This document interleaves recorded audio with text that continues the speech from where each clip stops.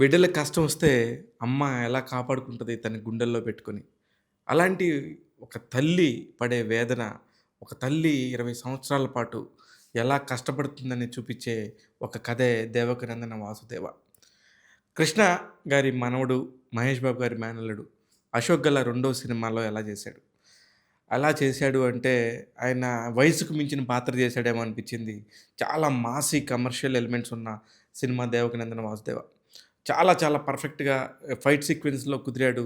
కొన్ని కొన్ని చోట్ల చాలా బాగున్నాడు గానీ, కొన్ని చోట్ల వచ్చేసరికే ఇంత చిన్న వయసులో ఇంత పెద్ద క్యారెక్టరు చేయటం అవసరమా అనే ఒక ఫీలింగ్ అయితే ఖచ్చితంగా కలిగింది. కానీ ఝాన్సీ క్యారెక్టర్ గానీ, ఝాన్సీ గారు చాలా బాగా నటించారు మదర్ క్యారెక్టర్‌లో. అలాగే 'మానస వారణాసి' మొదటి సినిమా అయినా కూడా చాలా బాగున్నారు.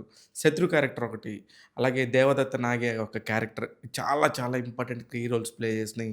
ఈ సినిమా మొత్తం కూడా మెయిన్ క్యారెక్టర్స్‌గా లెక్కేసుకుంటే ఒక 5, 6 క్యారెక్టర్ల కంటే పెద్దగా ఉండవు.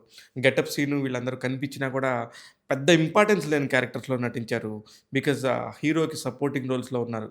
అంతే తప్ప పెద్దగా వాళ్ళకి ఈ సినిమాల వల్ల వాళ్ళకొచ్చే ఉపయోగం ఏం లేదు. ఇకపోతే బుర్రా సాయి మాధవ్ గారు లాంటి మాటలు బాగా పేలాయి. కొన్ని విషయంలో అమ్మకు సంబంధించిన టాపిక్స్ కానీ, లేకపోతే జీవితానికి సంబంధించిన టాపిక్ గానీ, చావుకు సంబంధించిన టాపిక్‌లు మాట్లాడినప్పుడు ఎంతో అర్థం వచ్చేలాగా అత్యద్భుతంగా ఆహ్, డైలాగులు మలిచారు. కెమెరా విషయానికొస్తే ఇద్దరు కెమెరామెన్‌లు, టాప్ కెమెరామెన్‌లు పనిచేశారు ఈ సినిమాకి. ప్రసాద్ మూరెళ్ళ గారు ఒక కెమెరామెన్‌గా అందులో పనిచేశారు. ఆహ్, ద దర్శకుడు అర్జున్ జంధ్యాల గురించి ప్రత్యేకంగా మాట్లాడాలి. 'గుణ 369' అంటూ ఒక సినిమా తీసి కార్తికేయతోని మళ్ళీ 5 ఏళ్ల తర్వాత అశోక్ గల్లాతో వచ్చారు. వచ్చిన ఆ మాస్ ఆయన దగ్గర నుంచి ఒక మంచి ఎమోషనల్ గట్స్‌తో కూడిన ఒక హీరో ఉంటాడు. ఎప్పుడు ఆయన హీరో చాలా గట్టిగా నిలబడతాడు. ఒక ధర్మం కోసం, న్యాయం కోసం నిలబడే ఒక క్యారెక్టర్ యాక్ట్‌ను ఎప్పుడూ అతను రాసుకుంటూ ఉంటాడు. ఒక మనిషి నమ్మితే ప్రాణానికి చాలా విలువుంది. ఆ ప్రాణం కాపాడుకోవటం కోసం మనిషి బతకాలి తప్ప దాని గురించి మన విధికి ఎదురెళ్ళకూడదనేది ఇతని సిద్ధాంతం. అది నిజంగానే చాలా బాగా చెప్పారు. దర్శకత్వ ప్రతిభకి మాత్రం నిజంగా హ్యాట్స్ ఆఫ్ చెప్పాలి. దేనికంటే అట్లాంటి చిన్న కుర్రోడిని తీసుకొచ్చి ఒక కొత్త ప్రొడ్యూసర్‌తో ఇంత మంచి కమర్షియల్ సినిమా చేయటం అనేది hats off to you Arjun Jandhyala. ఇకపోతే ఒక కొత్త హీరోకి అంటే ఒకటే సినిమా హీరోకి ప్రశాంత్ వర్మ లాంటి ఒక అద్భుతమైన దర్శకుడు కథనందించడం, ఈ అద్భుతమైన మాటల రచయిత మన బుర్రా సాయి మాధవ్ గారు మాటలను అందించటంతోని ఒక కథకి కొత్త నిండుదనం వచ్చింది. అందుకనే అర్జున్ జంధ్యాలకి ఈ కథలో చాలా మంచివి చెప్పడం అనేది చాలా ఈజీ అయిపోయింది.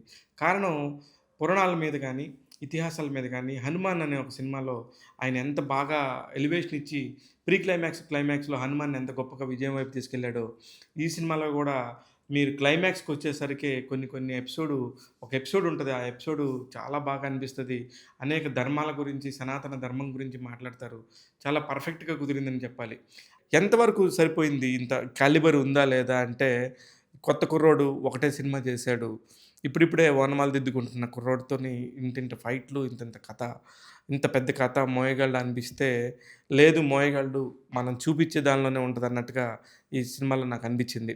ఇకపోతే ఆ మదర్ సెంటిమెంట్ విషయానికొస్తేనో, లేకపోతే దేవదత్త నాగే క్యారెక్టర్ రూపంలో వస్తే మాత్రం నరరూప రాక్షసులు ఎలా ఉంటారన్నట్టుగా అనిపిచ్చింది. సినిమా చూస్తేనే తెలుసుద్ది.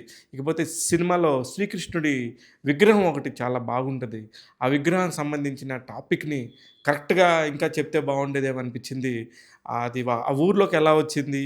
దానికి సంబంధించిన బ్యాక్ స్టోరీ అనేది కొంచెం ఏదో ఎక్కడో మిస్‌లీడ్ అయిందేమో అనిపిచ్చింది.